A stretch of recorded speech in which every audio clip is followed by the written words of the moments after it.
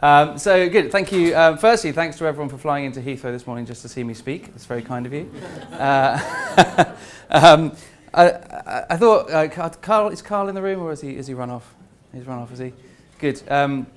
I thought that opening presentation by Carl was fantastic. And it's a good opener for what I'm talking about here as well. So absolutely right. I've got a book coming out in May on digital marketing strategy. It's not about how to do SEO and content. I mean, there's some of that in there, as you'd expect.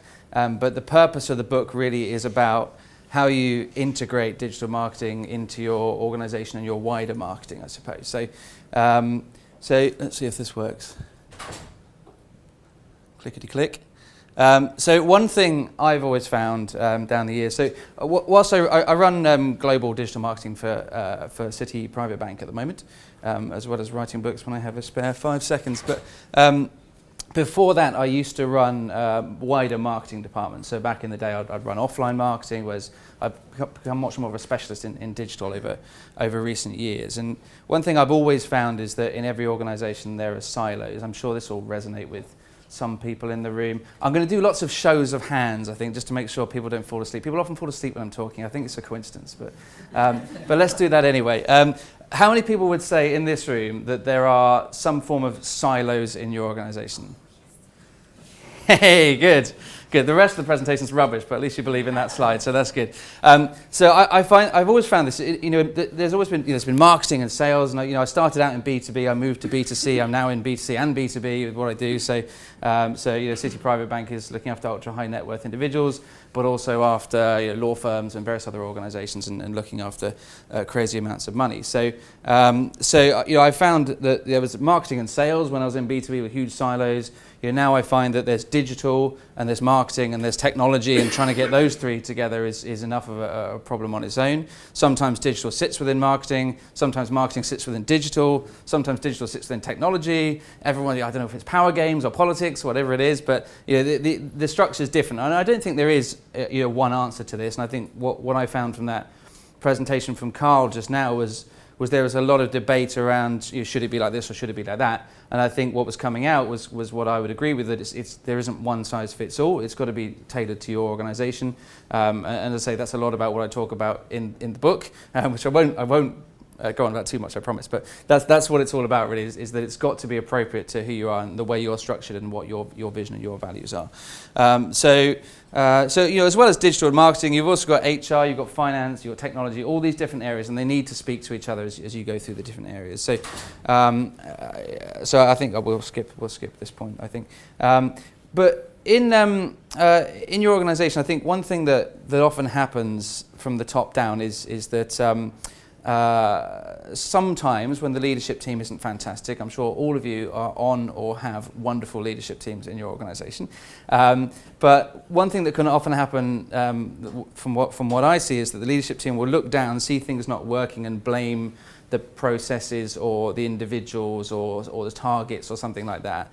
And then you end up with restructures and all kinds of mess happening all the time. And I've been in businesses where they literally restructure all the time. I was at one company, I won't name it, for 12 months, and they restructured 3 times. So it's nonsense. And really where this kind of culture of silos comes from is the top, ultimately. Some of you will probably be at the top. Some of you may be working very closely with the top. But either way, this culture of silos and really supporting and having everyone working together comes from the top, and it comes from your culture. And I think that's a really important point to keep in mind.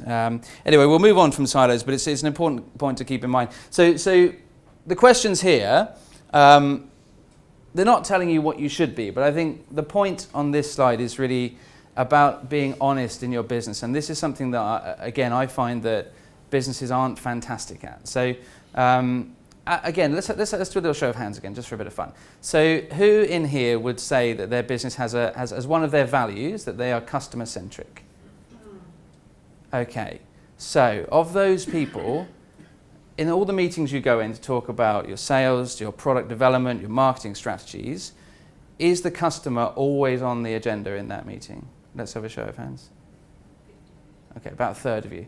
So I think that's a really interesting point, right? So I'm not saying you should all be customer-centric, because actually it's not always appropriate. Sometimes the revenue angle is right for your business model rather than the customer angle. Sounds like a horrific thing for a person in marketing to be saying, but I'm just being honest. Sometimes the making of the money is more important than the looking after the customer.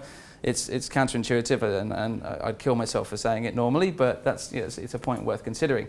So the point is, if you are saying you're customer-centric as an organization, are you truly living and breathing that? And if you are, you should have the customer on the agenda in every meeting where you're talking about your product strategy, your marketing strategy, your sales strategy. It should always be coming at it from the customer perspective or the client perspective rather than from the revenue perspective. And that's what I find doesn't happen a lot of the time, and one thing that's important to be honest about. And if it's not, great, fine, it's not. That's okay. Maybe we're not customer centric. But that's okay, but don't pretend you are is kind of the point there. It's exactly the same point with digital first. So who lives in an organization where you talk about digital first a lot? Let's do another show of hands. Okay, good. Who makes all the decisions in that business digital first? Are all the decisions made digital first? If you're in digital, do you get pulled into all the key decisions? Great, very good. Yeah, again, so it's about half of you again, right? So it's exactly the same point. So if we're going to be digital first, and again, it's not always appropriate to be digital first, but if that's what you're going to be, then living and breathing that is crucially important. So again, that may mean that the structure of your organization needs to be looked at. It may mean that you need a CDO rather than a CMO, or it may mean that your digital people need to educate upwards, or whatever that channel is. But the opportunity, when we're talking about our values, we have to live and breathe what we're saying are our values. Otherwise, they're not really our values. It's the same with a brand. I won't harp on, but it's exactly the same point as our brand. We all have brand values. Living and breathing them is not always the case. I think culturally, again, coming down from the top, it's very important to have a culture that's supportive of what you're doing. If you're going to build a strategy out, whether that be a digital strategy or any other strategy, having a culture that supports that strategy is vitally important. So again, instilling a strategy of support is very important from the top. And a point that I think came up in Carl's presentation is your strategy aligned to your business? And this is a really important one. So when you're building out your digital strategy, just another show of hands. You're going to get sick of this. Sorry, alternate hands. Maybe let's mix it up a little bit. Who's actually in a digital specific role here? Okay, good. About maybe a third of you. Okay, great. So I think what I find a lot is that digital strategies are developed, and they may be absolutely fantastic digital strategies. They may stand on their own as excellent pieces of work and be entirely robust. But what I find is they're not always aligned to what the business is trying to achieve. So, for example, I think Carl touched on KPIs briefly towards the end there as well. And I find that with your digital KPIs, you might be looking at conversion figures for e-commerce. You might be looking at engagement figures on your content, but those aren't always aligned to what the business is looking to achieve. So if the business is looking to achieve very aggressive sales, is your digital strategy around conversion? Is it around acquisition? Or is it actually leaning much more towards, we're going to have this fantastic social media experience because that's all buzzy and we love that and we're going to get great engagement? Who cares? It doesn't actually contribute in any way to what we're trying to achieve as a business. But also reversing that, should you actually, rather than just be aligning your digital strategy to your business goals, should you be actually pushing upwards and saying, this is what we need to be doing digitally, and how do we align the business goals to these digital goals? And I think that's a different way of approaching it. So often people will create their digital strategy in a silo on its own, which is not right. Sometimes people will create it and say, okay, we're going to follow what the business wants us to do. But ultimately, we should be saying we know what we want to do digitally because we're approaching this from a client perspective, and therefore we need to drive the business to work to our KPIs. Okay, now that's difficult. Obviously, that's a much harder conversation. But being able to drive those, it does change customer behaviors. And if you're basing your strategy and your KPIs on insight and on data, which obviously we all know we should be, then that's going to be driving the right KPIs for the business. So that's an important point.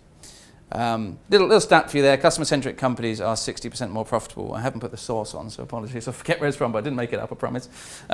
So it's an interesting stat. So again, I'm not forcing you to be customer-centric by any stretch of the imagination, but it's always an interesting message. Customer service is obviously vital as well. So when putting customer service into a digital strategy, it can be quite difficult. I think structuring the business for that can be quite challenging. Often there are it's customer service departments, call centres, whatever it might be, who look after your clients that are very separate from digital marketing, and therefore